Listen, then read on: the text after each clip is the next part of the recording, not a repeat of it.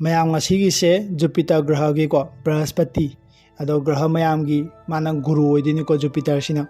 ado guru na chalaga di yam fare lak mangonda gi pirakadoini lak leirakadoini adagi di healing ko anaba phagalakani ade financial problem leramba phagalakani guru na loi pidoni ko masina Brahaspati guru ko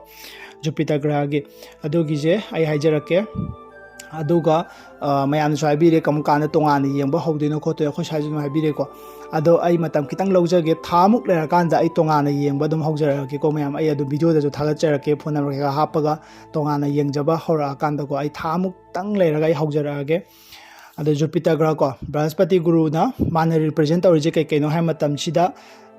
growth ko nangi growth sida lo yaure ko paisa henga paisa paikhalak pani khangde career da success oi bani khangde adu myam do yaure aduga healing ko nangi phana phalam da po myam phagalak pa ana boy gera moy gera ko aduga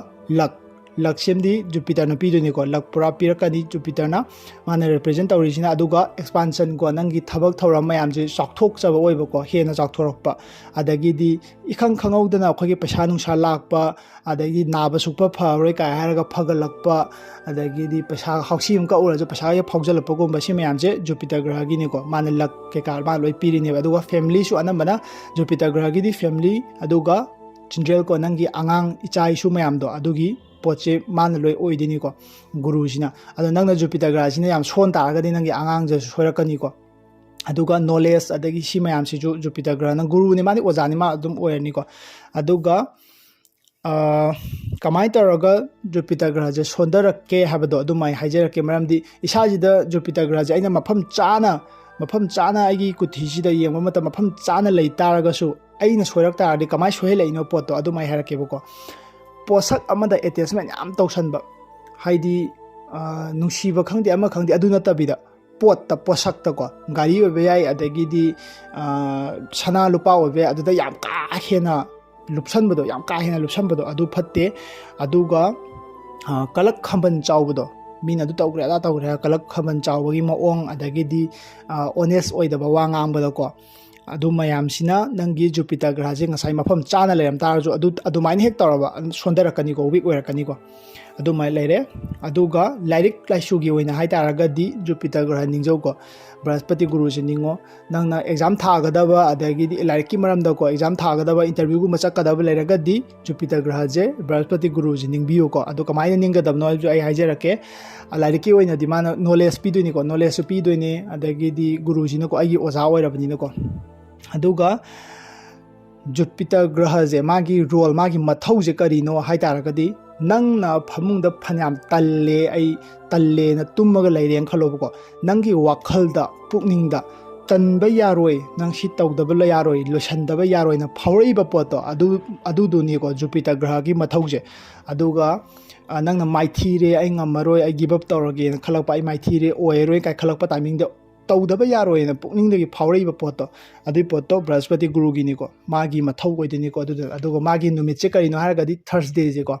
aduga machuna yellow machu si myam ji khangjen biyo myam aduga health ki hoitaragadi khanau ama leire liver ga ko aduga relationship to ko relationship ki je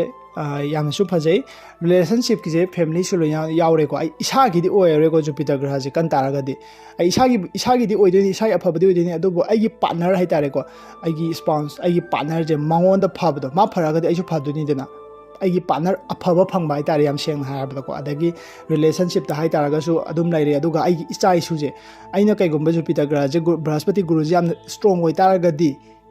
phataragadi laksina wanda pirako matam sida nangi ichai su angang gai si dum pharakani ba magi exam mai pakpani khangde ama tawbani khangde pharakani ba ko adum laire aduga magi positive hajar ke ko positive da sida jo habiri ainu je haigeb do ko growth laigani career da success oigani aduga paisa gi oina stable oigani na ko aduga ani shubadana knowledge laini na hai ko higher education adagi di knowledge laiba lairik laisu gi ne ko sisina sise positive da pirakani aduga spirituality nangna laije dum ningba adagi di nungti gi lainingba lai khormawdo ga nungai jataba adu mayam do nang strong oibaini ko positive da pirak paine aduga relationship ta ju sida ju habire ko relationship ta ju nangi angang isa isu nangi partner je afaba oini adu nang nungai ni na ko nangon dagi oina nang link laita di nangon da ꯌꯥꯝ ꯅꯨꯡꯉꯥꯏꯖꯕꯗꯣ ꯑꯐꯕ ꯄꯤꯔꯛꯄꯗꯣ ꯅꯪꯒꯤ ꯄꯥꯔꯠꯅꯔꯗꯣ ꯑꯗꯨꯃꯥꯏꯅ ꯑꯣꯏꯔꯛꯀꯅꯤ ꯑꯗꯨꯒ week ꯑꯣꯏꯇꯥꯔꯒꯗꯤ ꯅꯪ ꯄꯩꯁꯥꯒꯤ problem ꯂꯩꯔꯛꯀꯅꯤ ꯑꯗꯨꯒ ꯍꯦꯜꯠꯇ ꯍꯥꯏꯔꯒꯗꯤ ꯋꯦꯠ ꯍꯦꯟꯀꯠꯄꯒꯨꯝꯕ ꯏꯁꯥ ꯅꯣꯏꯈꯠꯂꯛꯄ ꯂꯤꯚꯔꯒꯤꯀꯣ ꯑꯗꯩꯗꯤ ꯈꯅꯥꯎ ꯅꯨꯡꯉꯥꯏꯇꯕ ꯑꯗꯨ ꯃꯌꯥꯝꯗꯣ ꯂꯩꯔꯛꯀꯅꯤ ꯑꯗꯨꯒ ꯑꯣꯚꯔ ꯀꯟꯐꯤꯗꯦꯟꯁ ꯌꯥꯝꯅ ꯑꯣꯏꯕꯀꯣ ꯑꯣꯚꯔ ꯀꯟꯐꯤꯗꯦꯟꯁ ꯌꯥꯝꯅ ꯑꯣꯏꯕ ꯁꯤꯁꯤꯁꯨ ꯑꯣꯏꯔꯤꯁꯦ ꯑꯣꯚꯔ ꯀꯟꯐꯤꯗꯦꯟꯁ ꯑꯣꯏꯔꯤꯁꯦ ꯅꯪꯒꯤ ꯕ꯭ꯔꯍꯁꯄꯇꯤ ꯒꯨꯔꯨꯁꯦ ꯁꯣꯟꯕꯒꯤꯅꯤꯀꯣ ꯑꯗꯨꯒ ꯇꯟꯕꯀꯣ ꯑꯇꯟꯕ ꯐꯥꯎꯔꯛꯄ ꯊꯕꯛ ꯇꯧꯗꯣꯏꯔ ꯑꯇꯟꯕ ꯐꯥꯎꯔꯛꯄ ꯑꯗꯩꯗꯤ ꯐꯦꯃꯤꯂꯤꯒꯤ ꯄ꯭ꯔꯣꯕ꯭ꯂꯦꯝ ꯂꯩꯔꯛꯄꯀꯣ ꯐꯦꯃꯤꯂꯤꯒꯤ ꯄ꯭ꯔꯣꯕ꯭ꯂꯦꯝ ꯂꯩꯔꯛꯏꯁꯦ ꯅꯪꯉꯣꯟꯗꯒꯤ ꯊꯣꯛꯂꯛꯇ꯭ꯔꯒꯁꯨ ꯃꯤ ꯑꯇꯣꯞꯄꯒꯤ ꯊꯣꯛꯂꯛꯄꯁꯨ ꯌꯥꯏꯀꯣ ꯐꯦꯃꯤꯂꯤꯒꯤ ꯏꯁꯨ ꯑꯃ ꯂꯩꯔꯛꯄ ꯃꯇꯝꯗ ꯅꯪꯒꯤ ꯀꯨꯊꯤ ꯌꯦꯡꯕ ꯃꯇꯝꯗ ꯅꯪꯒꯤ ꯖꯨꯄꯤꯇꯔ ꯅꯪꯒꯤ ꯕ꯭ꯔꯍꯁꯄꯇꯤ ꯒꯨꯔꯨꯁꯦ ꯀꯥꯏꯗ ꯂꯩꯒꯦ ꯌꯦꯡꯉꯣꯀꯣ ꯁꯤꯁꯤꯅ ꯅꯪꯒꯤ ꯀꯩꯅꯣꯗ ꯁꯣꯏꯗꯅ ꯂꯩꯔꯝꯒꯅꯤ ꯐꯦꯃꯤꯂꯤꯒꯤ ꯏꯃꯨꯡꯒꯤꯀꯣ ꯑꯗꯨꯒꯤꯗ ꯁꯣꯏꯅ ꯌꯦꯡꯁꯤꯜꯂꯝꯒꯅꯤ ꯑꯗꯨꯒ ꯃꯥꯁꯦ ꯀꯃꯥꯏꯅ ꯋꯔship ꯇꯧꯒꯗꯕꯅꯣ ꯍꯥꯏꯕꯗꯨꯃꯥꯏ ꯍꯥꯏꯔꯛꯀꯦ ꯊꯔꯁꯗꯦ ꯅꯨꯃꯤꯠꯁꯤꯗ ꯅꯪ ꯄꯣꯠ ꯗꯣꯅꯦꯠ ꯇꯧꯕ ꯌꯥꯏꯀꯣ ꯌꯦꯂꯣ ꯃꯆꯨꯒꯤ ꯑꯥꯏꯇꯦꯝ ꯑꯣꯏꯒꯗꯕ ꯌꯦꯂꯣ ꯃꯆꯨꯗꯗꯤ ꯌꯥꯏꯉꯪꯅꯤ ꯈꯪꯗꯦ ꯑꯗꯨꯕꯨ ꯁꯤꯗꯗꯤ ꯍꯥꯏꯕꯤꯔ ꯂꯐꯣꯏꯒꯨꯝꯕ ꯇꯧꯕꯤꯌꯣ ꯍꯥꯏꯀꯣ ꯑꯊꯨꯝꯕꯒꯨꯝꯕ ꯀꯣ ꯑꯊꯨꯝꯕꯁꯤ ꯐꯩ ꯍꯥꯏ ꯊꯔꯁꯗꯦ ꯅꯨꯃꯤꯠꯇ ꯑꯗꯨꯒ ꯊꯔꯁꯗꯦ ꯅꯨꯃꯤꯠ ꯌꯥꯔꯤꯈꯩꯗꯤ ꯐꯥꯁꯇꯤꯡ ꯇꯧꯕꯤꯌꯣꯀꯣ ꯐꯥꯁꯇꯤꯡ ꯇꯧꯕꯤꯌꯣ ꯑꯗꯨꯒ ꯅꯪꯒꯤ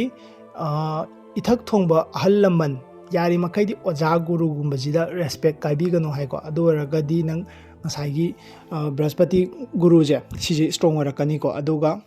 ꯉꯁꯥꯏ ꯑꯃꯁꯨ ꯍꯥꯏꯕꯤꯒꯦꯀꯣ ꯑꯩꯅ ꯇꯟꯕ ꯈꯣꯠꯄ ꯇꯧꯕꯤꯒꯅꯣꯅꯀꯣ ꯋꯥ ꯉꯥꯡꯕꯗ ꯑꯗꯨ ꯅꯠꯇ꯭ꯔꯒꯗꯤ ꯁꯣꯟꯊꯔꯛꯀꯅꯤꯅꯀꯣ ꯑꯗꯨ ꯃꯌꯥꯝꯗꯣ ꯇꯧꯕꯤꯌꯣ